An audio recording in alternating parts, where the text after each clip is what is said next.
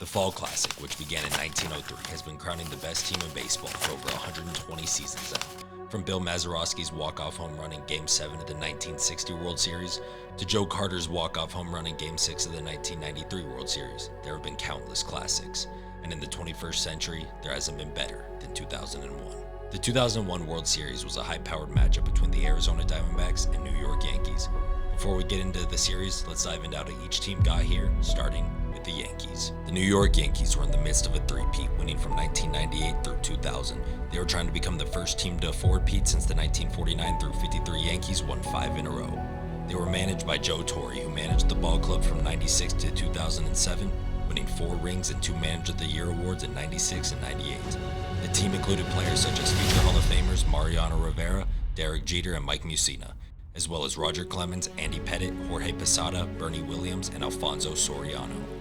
They went 95 and 65 this season en route to winning the AL East. They only played 160 games this season because of the tragic 9/11 attacks on the World Trade Center, and then baseball needing a week break in between, and the makeup games were not needed for the division or the standings, so they were not played. In the playoffs, they were able to handle the year before Moneyball Athletics 3-2 in the divisional round, before beating the 116-win greatest regular season team of all time, Mariners, 4-1 in the ALCS. And their opponent was the expansion Diamondbacks, who had only been around since 1998. They were managed by first-year manager Bob Brenly. He managed the ball club from 01 to 04 and never managed a single team again after that. The D-backs won the NL West with a 92-70 record before having a similar trip to the World Series as the Yankees. They beat the Cardinals 3-2 in the divisional round before beating the still Maddox, Glavine, and Smoltz-led Braves 4-1 in the NLCS. This team, which isn't as stacked as the Yankees, but still included stars such as Luis Gonzalez, coming off a 57 home run season, Steve Finley, Byung-Hyun Kim, and last but certainly not least, the two-headed monster in the rotation of Randy Johnson, who was in year 3 of 4 consecutive Cy Youngs, and 3,000 strikeout member Curt Schilling. Game 1 was set at Bank One Ballpark in Arizona, with the pitching matchup between Curt Schilling and Mike Mussina. In the top of the first, after Derek Jeter is hit by a pitch with 2 outs, Bernie Williams doubles down the left field line for an RBI double to make it 1-0 Yankees. In the bottom of the same inning, Craig Counsell takes a 2-1 fastball over the right field fence to tie the game at 1. In the third, Mussina gives up a 2-run home run to Luis Gonzalez. Matt Williams hits a sac fly to bring in Reggie Sanders, and Damian Miller hits a double to bring in Steve Finley.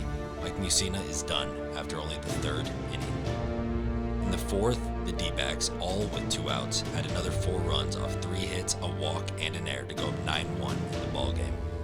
That was it for the scoring this game, as the final score was 9-1. Curt Schilling for the Diamondbacks, though, goes 7 innings, giving up only 1 run, 3 hits, 1 walk, with 8 strikeouts. D-backs go up 1-0 in the series.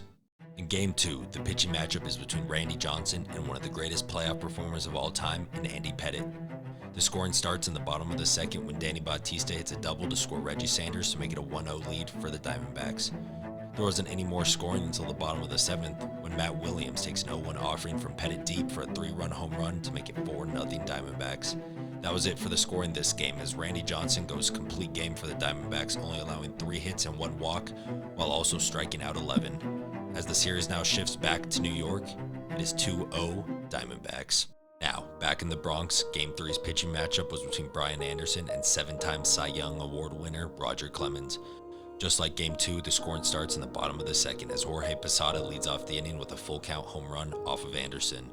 Then, in the top of the fourth, Matt Williams brings in Steve Finley on a sac fly to tie the game at 1.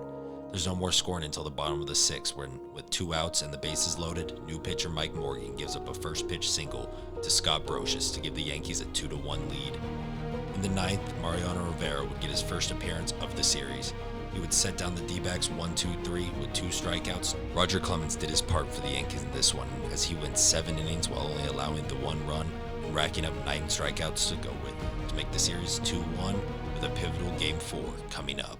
For this ever-pivotal Game 4, Curt Schilling was back on the bump for the Diamondbacks, while El Duque Orlando Hernandez, who was known for his giant leg kick, was on the mound for the Yankees. The scoring starts in the third when Shane Spencer homers off Schilling for what would be his only hit of the entire World Series.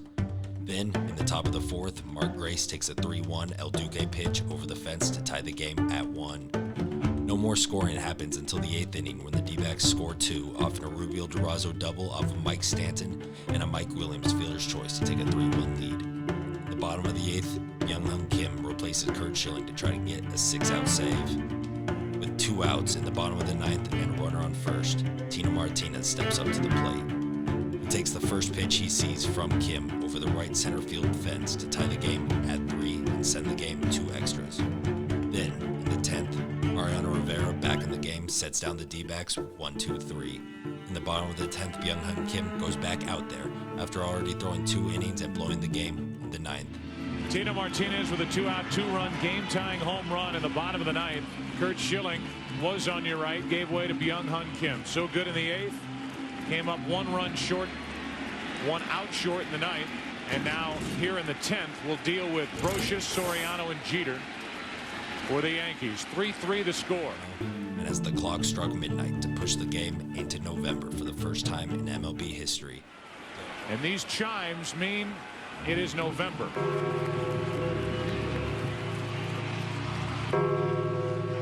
For the first time in the history of Major League Baseball, playing the World Series during the month of November, and for very good reason. Everything pushed back 1 week after September the 11th, pushing the postseason back, and now officially into November as Derek Jeter bats with 2 out and nobody on. Derek Jeter hits a 3-2 walk-off home run into the right field bleachers to win the game and become Mr. November.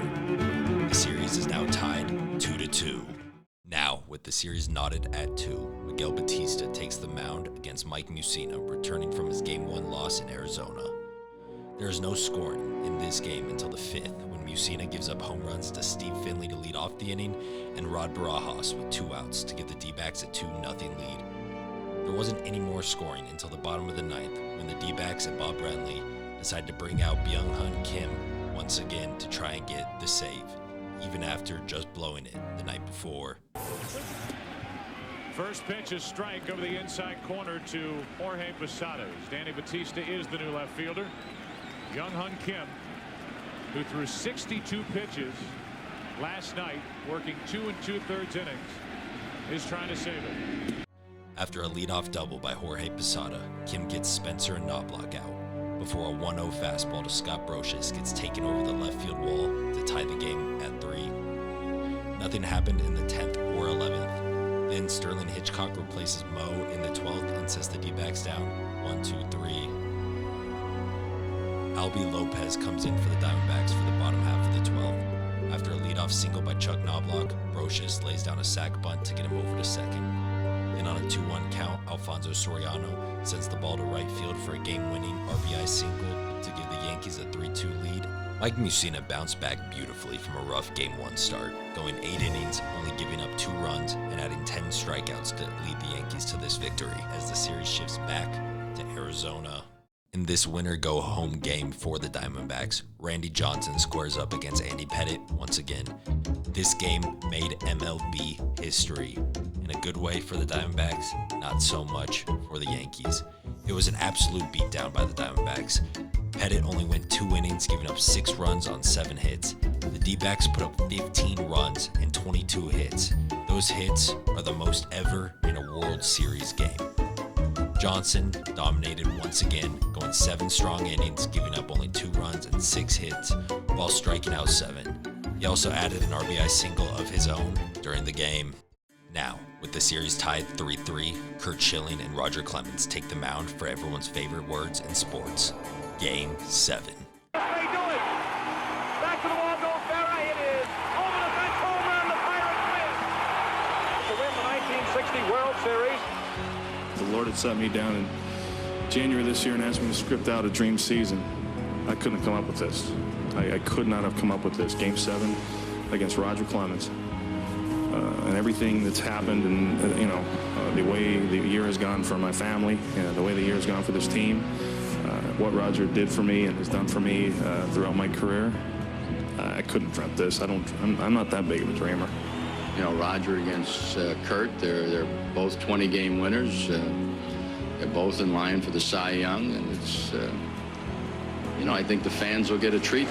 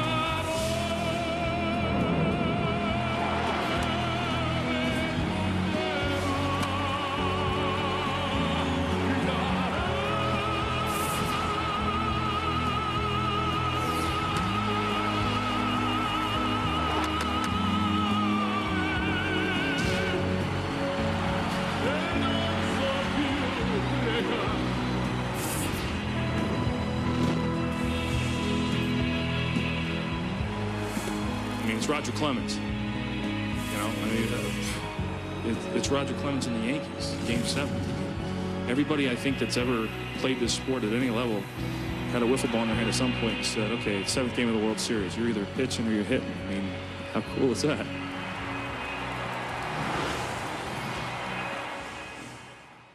It is a classic pitcher's duel for the first 5 innings before, in the 6th, the scoring finally starts when Danny Batista drives in Steve Finley on a double to center field off of Clemens.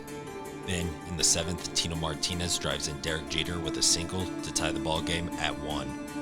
In the 8th, Alfonso Soriano leads off the inning with an 0-2 home run off of Schilling to give the Yankees a 2-1 lead. The Yankees send Mariano Rivera out in the bottom of the 8th to try and get a 6-out save.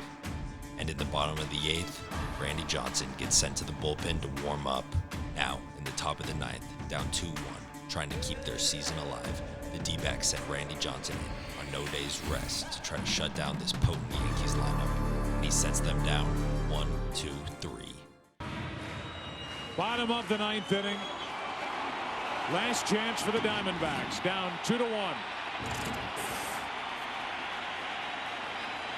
Mark Grace first up against Mariano Rivera, who struck out the side in the 8th.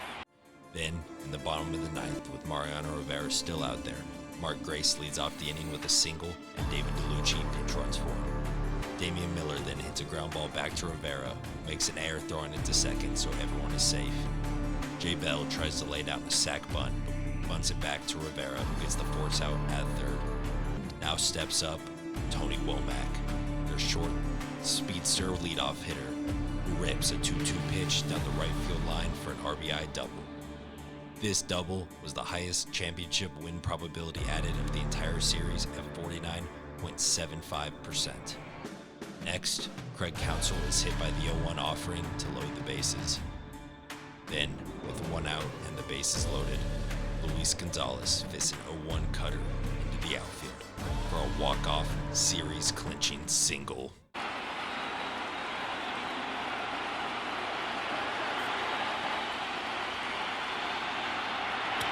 Floater, center field. The Diamondbacks are world champions.